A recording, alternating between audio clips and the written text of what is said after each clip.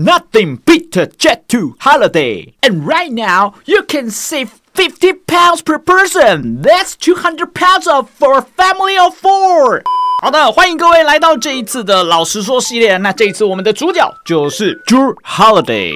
跟以往老實說系列影片不同的地方是，這一次我打算先說結論。結論就是真他媽太強了，各位，這一支是我認為目前絕對非編輯選的一支角色，實在是太強了。之前常在直播的時候，有一些觀眾會問我說，如果我喜歡玩1號位、2號位的話，那我應該要選哪一支角色比較好？那這一次呢，這一個 Drew Holiday， 我可以直接跟你說，不管你要打1號位還是2號位，他都能做。他也是我目前認為所有的1、2號位裡面最全能的一支角色了。好，所以今天這部影片我們就來講講這個角色到底什麼地方強，以及我個人呢這段期間使用這個角色下來的一些小小技巧分享哦。那麼在我們正式進入影片主題之前呢，小弟我這邊想要拜托大家幫忙啊！根據我以往的影片當中的數據分析顯示呢，通常看我影片的人大約平均有60%還沒有按下訂閱那顆按鈕。那麼按照我以往做影片的個性呢，我是不會要大家去按下訂閱這個按鈕的。但是如果你按下了這個按鈕，我相信你應該會變得還要再比起現在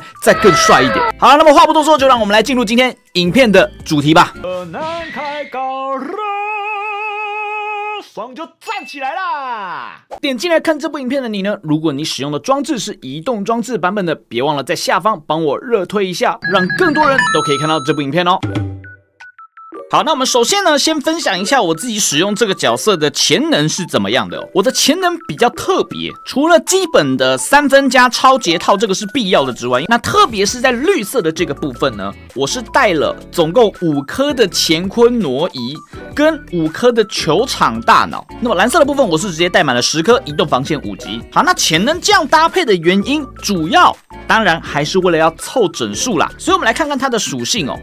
如果你按照剛才那樣的潛能搭配，夥伴跟強化都點滿的情況下的話呢，你運球剛好可以到120多那麼一點點。那麼3分呢，剛好可以突破140的門檻。即使你把衣服的能力值拿掉，換作是其他的能力也都沒有關係，它都還是可以剛好突破140。那超級可以剛好到130的門檻，然後再來傳球這邊只有127，但是我認為它的傳球本身就已經夠高，其實不太容易爆傳，所以我覺得傳球127剛剛好。那麼特別是這個跑動啊，我覺得這個跑動把它升高，對於這個角色的戰略價值會提升非常非常多。那麼鞋子的部分呢，我非常推薦所有玩超節型角色的人呢，都要加上這雙鞋子哦。這雙鞋子哦，在我這部影片出來之前呢，我相信應該都是蠻容易可以被買到的啦。你可以看到現在在架上啦，還有4500點券一雙的哦，所以我非常推薦各位這雙鞋有穿跟沒穿，我覺得超節的幾率真的差很多。那麼強化徽章的部分呢，如果你要客家一點的話，點出第一個徽章其實就夠了。但是如果你想要發揮這個角色的最大價值的話呢，我非常推薦你可以點出這第3個徽章。這第3個徽章會直接決定你們這整個隊伍一場可以開到1個大或者是2個大哦。因為你可以看到這個徽章，它會直接讓我們這一隊沒有得分的球員本回合開啟額外獲得10點士氣值。那你想想看，每一回合如果你是打快的話，那個能量累積是差非常多的。尤其是 Drew Holiday 本身，假設他是助攻給別人的話，自己還會增加20點。那增加20點之後，再加上他的這個1徽章，自身再獲得30點。那麼各位如果有看我之前的影片就知道，我們是可以把士氣值，所以等於我每回合都可以把我的士氣值提供給指定的隊友30點，真的超級強哦。那麼尤其是配上字母哥，那是相當惡心啊。那麼夥伴的部分當然是不用講了，我個人就是直接3分帶滿了。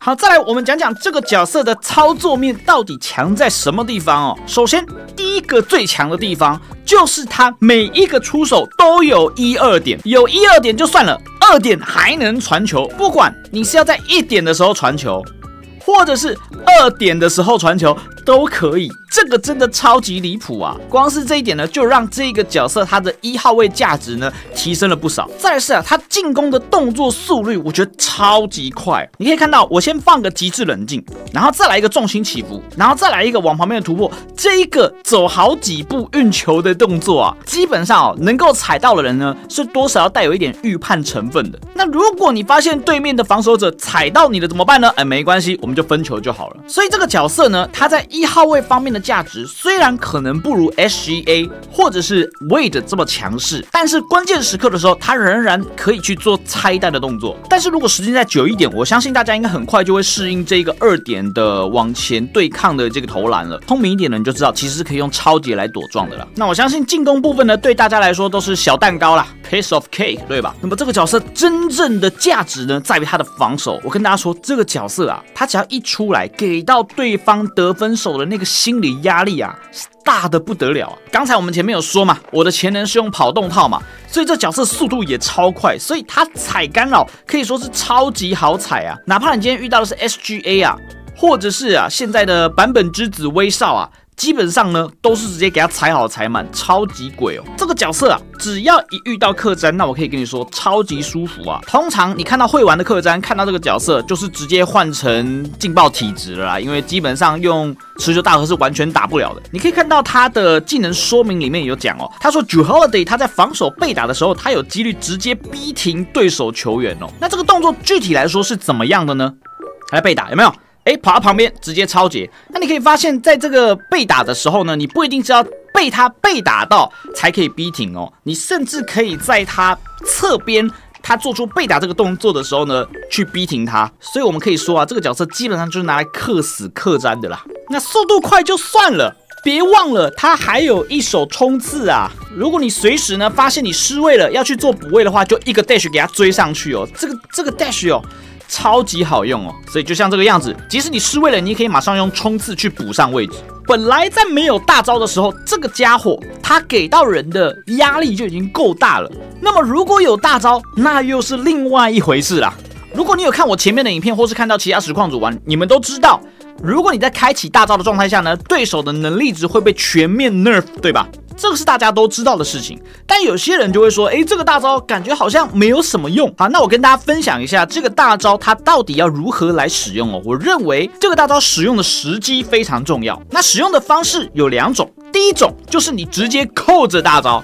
你說哈，扣着大招也算是在使用大招啊？沒有錯，各位，為什麼呢？因為接下來我們會直接來講第2種使用這個大招的方式，那就是秒開。我們都知道，他只要在開啟大招的時候，假設鎖定到我要的那個對手的時候，我就可以去逼停那個有突破動作的對手，对吧？那麼你就想嘛，對手如果都知道自己被鎖定了，他還會傻傻的按突破嗎？肯定不會，對吧？所以我們就需要在他突破的瞬間去按下大招，並且再按一次逼停。好，我們來看一下這個操作起來大概是什麼樣的。好，你可以看到對面的 Durant 拿球，好，突破了，對吧？好，大招開起來，直接逼停，球抄掉，就像這個樣子。OK， 各位有看清楚嗎？我們再看一次哦。一突破，我們就大招開起來，逼停，直接球抄掉。那因为逼停鍵和傳球鍵呢是同樣一顆按鍵，所以這個操作其實很簡單，沒有像你想象中的這麼吃反應或這麼困難哦。好的，我們都知道可以這樣子秒開、秒逼停、秒抄了，對吧？好，不過對於大部分不太常玩2號位的人來說呢，最困難的是什麼？最困難的就是預判他的位置去做逼停，對不對？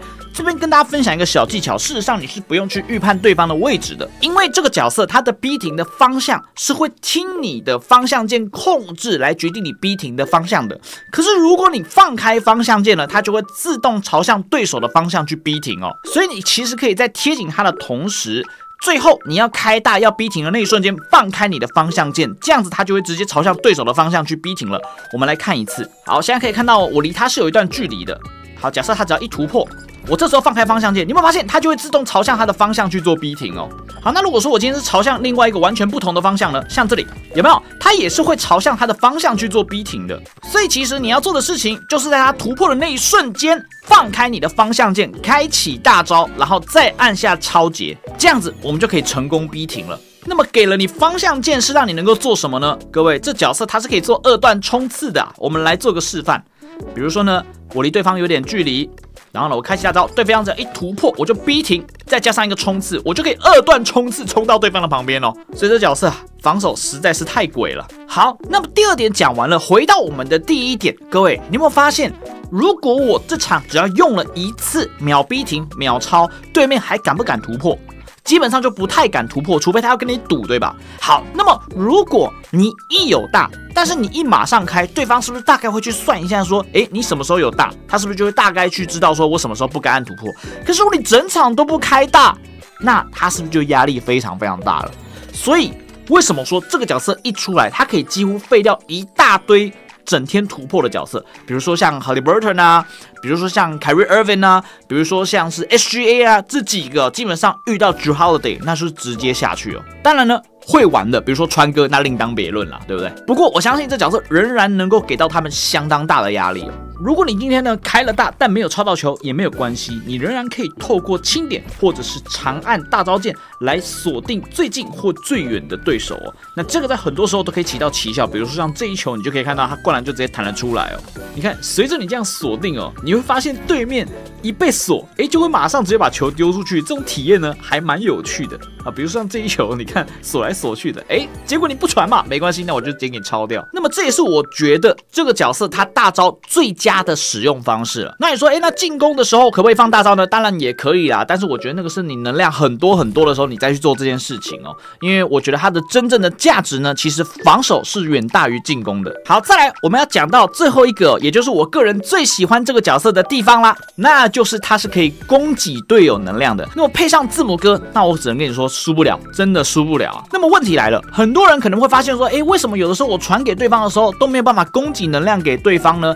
這個是因為你傳給對方能量是有條件的。我們來看一下，在這個絕對執行的技能說明裡面有講到哦，若隊友接球時受干擾範圍內不存在對方球員，我們才能夠傳給對方能量哦。所以呢，你必須要請那個要被傳能量的人呢，不能夠被踩到干擾，你才能夠傳給對方能量。所以這點呢是要特別注意的地方啦。好啦，總而言之，前面我們講了那麼多，我相信各位應該都多少有感受到這個角色它的強度等級了哦，真的非常非常的強勢哦，真的不用玩很多場，你只要稍微會玩一點點就好，你就可以感受到這個角色它絕對是這個版本當中最強勢的一個1號位兼2號位了。所以我們開頭才會說這個角色絕對是一個非邊即選的存在哦。我們 Jrue Holiday 的純實力可以說是簡直強大。當然呢，隨着這個角色這麼強勢啊，我認為呢，未來可能還是會被消的。不過呢，看了威少可以爽那麼多久都還沒有被消，那我認為呢，這個角色它絕對有值得投資的價值啦。好了，那麼以上就是我們今天這部老實說影片的所有內容啦。感謝各位朋友的收看，我是台灣的南，我們下部影片見，大家拜。